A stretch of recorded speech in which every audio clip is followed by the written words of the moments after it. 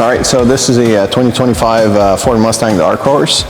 So we're going to be doing a full body PPF on this car. So we're going to start removing pieces off the car.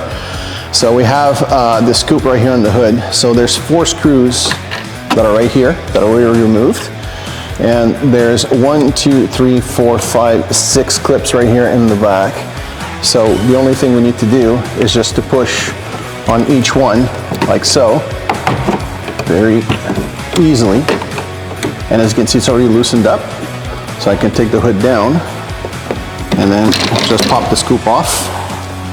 So why we do that is that we want to bring the paint protection film right here inside so that you don't see the seam, the cutout seam. So when we put the scoop back on, you don't see that seam around here. So there's a chance of actually dirt being picked up here and push on the film. Hence why we tuck the film underneath it. All right, so we're clear barring this, the paint, just as a precautionary measure, you know. I know we did the iron decon, it should be enough, but doing the clear bar is just an extra step. Even though it's a brand new car, you know, we're not taking any chances. Make sure that all contaminants are off the paint. We want this paint to be as slick as possible and as clean as possible. So this is one of the last steps we're going to be doing. You know, I'll add something here. Sometimes people ask me, yeah, should I polish the car before applying PPF? And the answer to that is no. You don't need to. The thing is that you want to preserve the paint on the car. You don't want to rip it off. So by polishing the car before applying PPF, I mean, clear coat's already thin as they are today. You don't really need to polish a car before applying PPF, because in 10 or 12 years, when you'll want to remove the PPF off the car, that's where you're going to polish it. So there's no need for that. Might as well save the paint, you know, and preserve the value of the car and so on and so forth. So there's no need to polish, unless the car is in really bad shape and there's a lot of deeper scratches. Then you don't have much of a choice. Then yes, you'll have to. But in normal circumstances like this one, no, there's no need.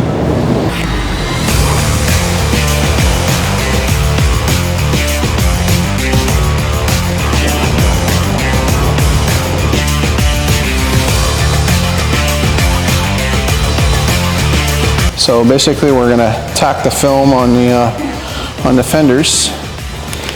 So we're going to be stretching this film. Stretching just a tiny wee bit, not a whole lot, just enough. Just locking it in place. Then what I'm going to do is to spray hot water directly on the film. Relax the film. And we're going to be stretching it.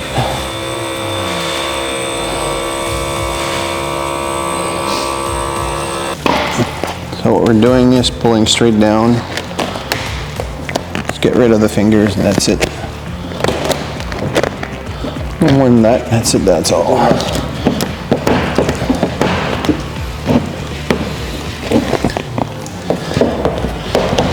There we go. We're starting with the recesses area right here. Squeegee first.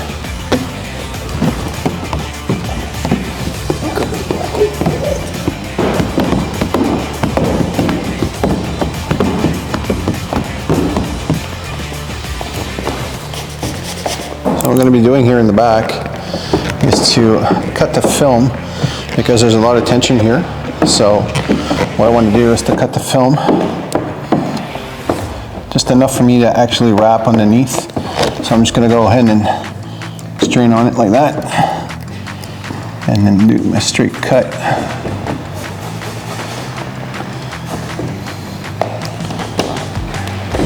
And just making the blade doing the work.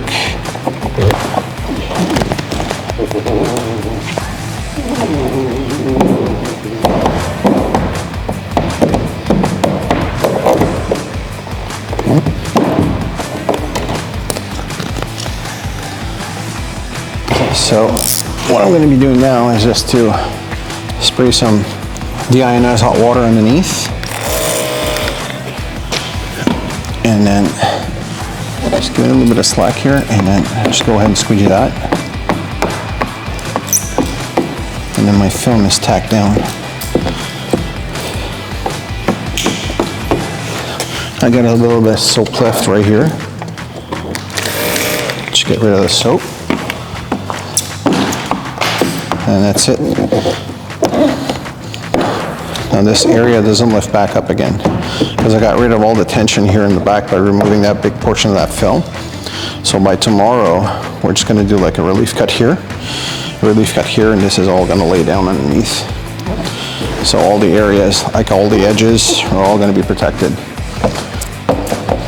So what we're going to be doing is to cut this middle part to be able to tack it inside, and then cut the rest of the film and then wrap it under.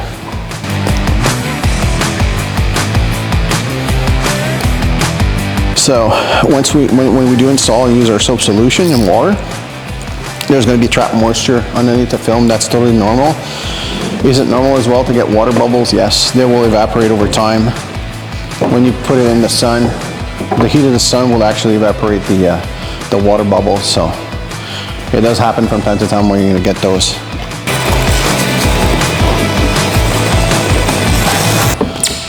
I really want to make sure that I'm going at an angle of 45 degrees and not straight, because if I'm squeegeeing straight, my water is going to go this way, so water is going to get trapped. So by going at a 45-degree angle, the water is actually getting underneath. It doesn't get trapped down. Do your rounded corners first when you're doing that, so you don't get any wrinkles or fingers. You have a far better chance that the film will actually stay down. Just gonna get rid of the soap over here.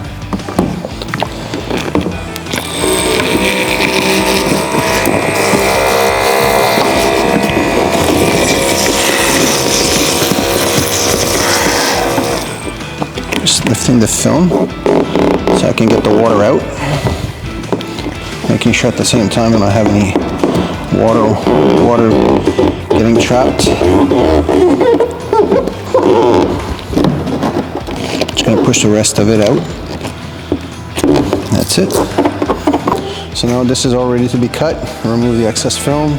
Post heat that edge tomorrow, and then put the inlay back in.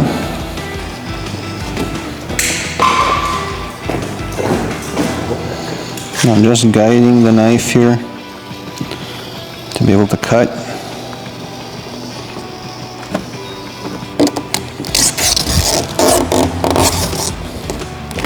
There we are.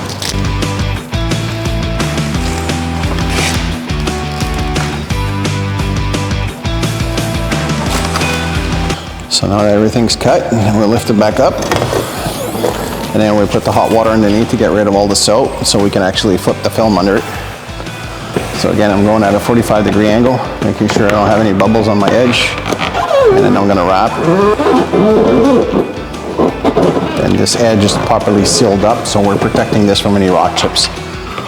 So before I wrap anything, I'm just gonna make sure that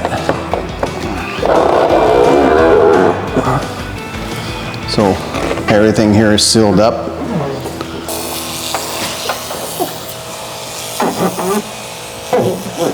This just to show you here, might be important to show. So we have an area here in the hood that's pretty steeped up. So if I follow up with my straight edge and do the straight edge here, I'm going to end up with the finger over here. So if I don't want that to happen, I actually tuck this in first. Then I can actually do my straights. And if we look underneath, there's actually no fingers over here.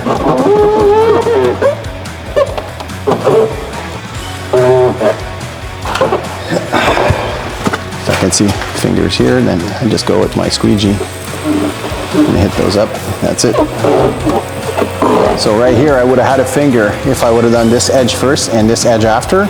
This I would have had a finger. So since I hit this first, lay this piece down, then the rest, like there's no fingers anywhere. So it's all properly set down.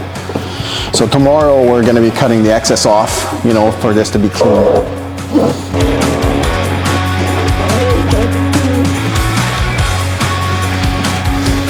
So basically what we're going to do, we're going to be cutting around the deck holes here. because there's trapped moisture. So if we don't address this now, trapped moisture might affect the glue behind the film. We don't want that to happen, but we already explained this to the client that we're going to be cutting. So what we're cutting is that it's going to leave about a 1/8 of an inch an airline around the decal.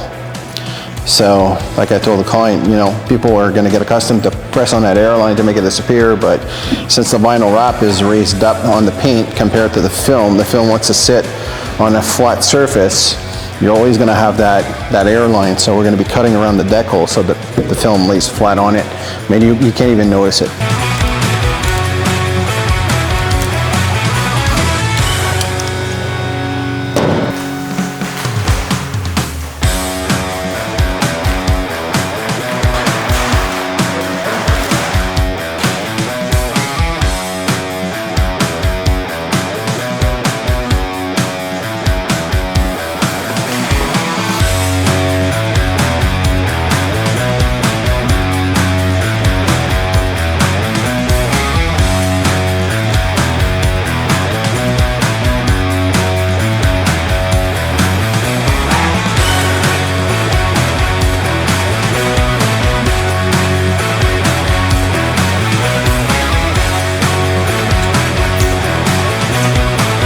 What I'm doing right now is I'm actually going with a fish line to remove the decal.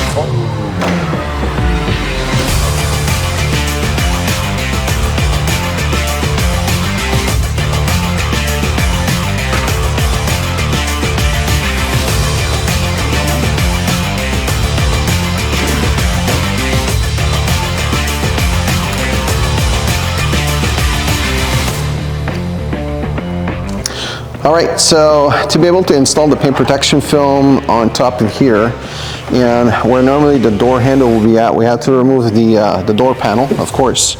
So as you can see, there were a lot of bolts and a lot of little plastic clips that were retaining this door panel. So everything is off. So there are 3 bolts that are retaining the mirror.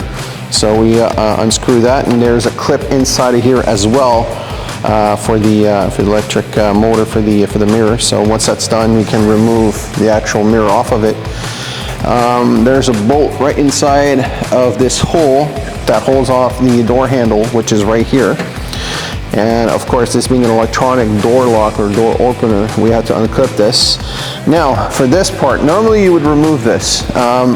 Unfortunately, the way the door is made, the mechanism is right here. There's 2 plastic pins which you need to actually crush together and then flip off to be able to remove that, which are right here. But the way the door is done, you can't access it. So unfortunately, we're keeping this in place, but we're gonna be able to cut around it and the door handle will hide that. And last but not least, we remove the door trim. So there's a bit of a plastic inlay right here. So you just need to push and then take the trim out and slide it off. And then we're gonna be ready to rinse the door, clay bar it, and then install the paint protection film. And then next morning, then we're gonna be able to reassemble everything back up.